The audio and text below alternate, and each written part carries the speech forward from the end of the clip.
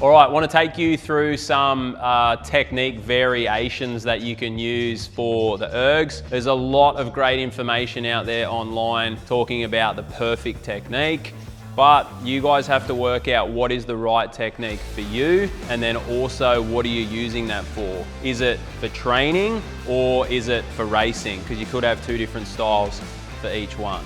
So we're just going to quickly run through some different technique styles. You guys can give them a whirl or give them a try and then see which one you think is the most efficient for you and your racing. So first of all, pretty common one is a long stroke, okay? So coming all the way to the top and then coming all the way down to the bottom, a slow recovery, okay? I'm not a huge fan of that one because you are losing a lot of power, okay? So you're over striding or over length. Another option is like a shorter stroke. So most of the power will come from sort of the top part of that movement down towards your hips or even your thighs, okay?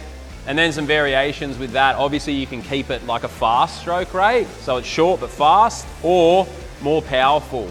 Okay, so you really rip it as hard as you can. Some of you stronger guys probably would prefer this type of stroke. And then it should be a slower recovery. Okay, so nice and powerful on the way down, and then a big slow recovery on the way back up. Another variation you could do is like maybe your hand position or your wrists. Okay, so if we're rotating our wrists in from here, it's probably more pressure on your forearms and less on your lats. And then you just release it near the bottom, come back up to the top. I've heard a few people loving that. Again, I'm not a massive fan of that one, but you guys give it a try. Another thing to think about, whether this is a technique style or just something to be mindful of when you are on the ergs, is actually your core, okay?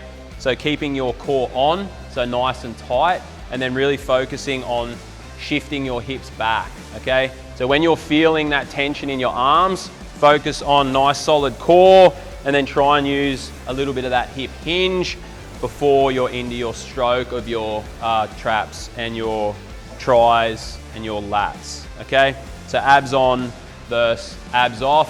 Abs off, normally you will see that on that longer stroke. Sorry, Hugo, go on that longer stroke, okay? You're too far away and then you're not turning everything on there. But there's a couple of variations, guys. So give it a go and then you can comment below what you think is the most efficient for you.